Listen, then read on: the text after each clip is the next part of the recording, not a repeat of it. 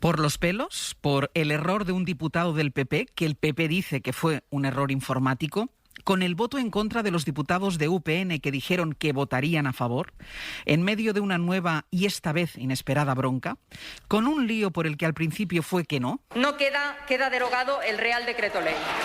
Y luego fue que sí. Los servicios de la Cámara me informan que queda convalidado el Real Decreto Ley. El caso es que al final queda aprobada la reforma laboral. Son las 7 de la mañana, las 6 en Canarias.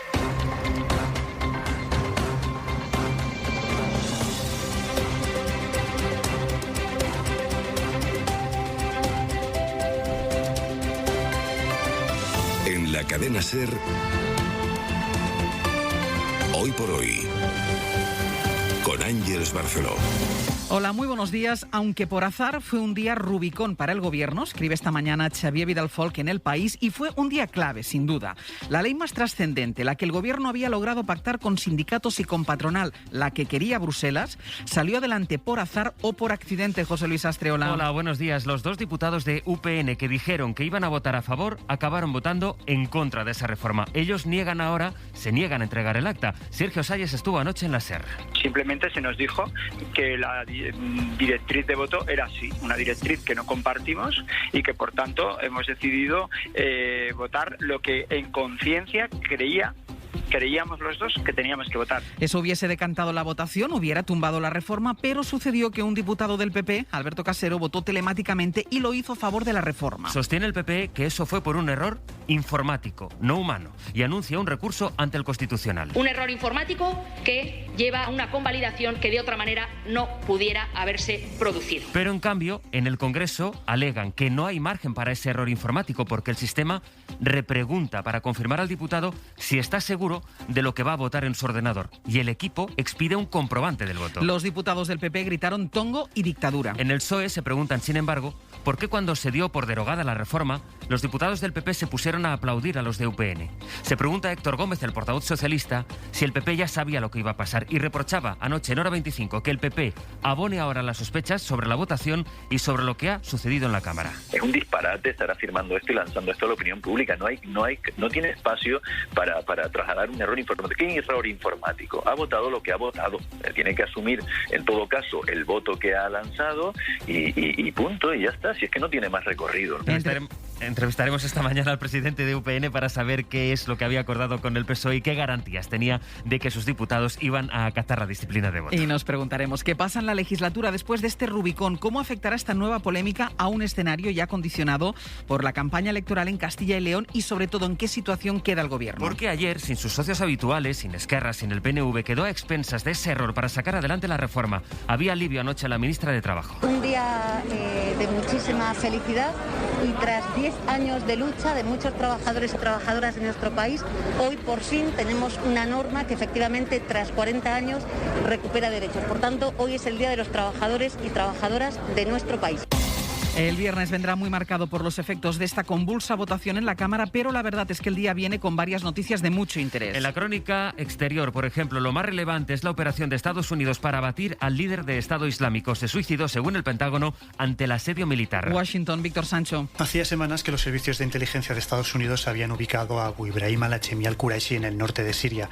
En lugar de un bombardeo, se prefirió hacer una redada de cerca de 2 horas para capturarle, con el objetivo de minimizar las víctimas civiles. A pesar de eso, reportes sobre el terreno apuntan que hubo al menos 13 muertos, entre ellos mujeres y niños. Al-Quraishi, al verse rodeado y en un acto desesperado de cobardía, en palabras de Joe Biden, decidió autoinmolarse, matando a su vez a su mujer y 2 hijos. Es la segunda vez en algo más de 2 años que Estados Unidos descabeza el liderazgo de Estado Islámico, en una misión prácticamente calcada a la que terminó con la vida de su predecesor, Abu Bakr al-Baghdadi. Para Biden, con la muerte de al-Quraishi se elimina uno de los líderes terroristas más importantes del mundo y se manda un claro mensaje de la fortaleza de su lucha antiterrorista. Han dimitido 4 asesores de Boris Johnson. Son las primeras cabezas que ruedan tras las polémicas fiestas en Downing Street. Son su secretario privado, su director de comunicación o el director personal. Todos estaban implicados en diversas fiestas. Hubo otra dimisión, pero esta no está relacionada, parece, con esas fiestas. Dimite por otro asunto. Así que el equipo de Johnson, en definitiva, queda, digamos, desmantelado, mientras que un grupo de conservadores sigue sumando nombres para presentar por escrito una moción para cesarle. En la prensa británica, Bayo, se publican esta mañana los primeros análisis sobre si eso será suficiente. Los ministros de Johnson creen que hay una probabilidad del 50-50 de que se vea obligado a dejar el cargo tras la salida de esos 4 asesores, dice el Times. Se acabó la fiesta, primer ministro. Es hora de dimitir, dice una columna hoy en el Conservador Telegraph. La BBC cita a un diputado conservador. No es una pesadilla, es un colapso total. Mismo término, colapso, el que usa el Daily Mail para hablar de la situación en Downing Street. El ministro de Economía, el joven Rishi Sunak, se distanciaba ayer de los ataques de Johnson al líder laborista y ofrecía una visión franca. Esa franqueza de Sunak, dice el Guardian, sobre el primer ministro podría ser una señal de que prepara su mudanza del 11 al 10 de Downing Street. Y el Banco Central Europeo cambia su discurso y ya no descarta elevar los tipos de interés este año. El motivo, según Lagarde, es la persistencia de la inflación en las próximas semanas, aunque quiere esperar a marzo para evaluar los datos y marcar las pautas del BCE, que puede pasar por una subida de tipos antes incluso de lo previsto. Ese mes, la Reserva Federal de los Estados Unidos sí va a subir los tipos de interés, el precio del dinero, como ha hecho ya 2 veces el Banco de Inglaterra. Es viernes, es 4 de febrero. Enrique García, buenos días. ¿Qué tal? Buenos días. Hoy Facebook, que ahora se llama Meta, se hace mayor de edad porque tal día como hoy, hace 18 años, Zuckerberg y otros 3 compañeros lanzaron la plataforma desde su habitación en Harvard. Como sabéis, nació como una red social para los alumnos de esa universidad. Pero tuvo un éxito muy rápido. En tan solo un mes, la mitad de los estudiantes de Harvard ya tenían un perfil en esa red y a finales de 2004 se abrió a usuarios de otras universidades. Y el primer año de vida, cerró con 1 millón de usuarios. Aunque el año clave fue el siguiente, 2005, porque se abrió a estudiantes de Canadá o de América Latina. Cierra el año con 6 millones de usuarios.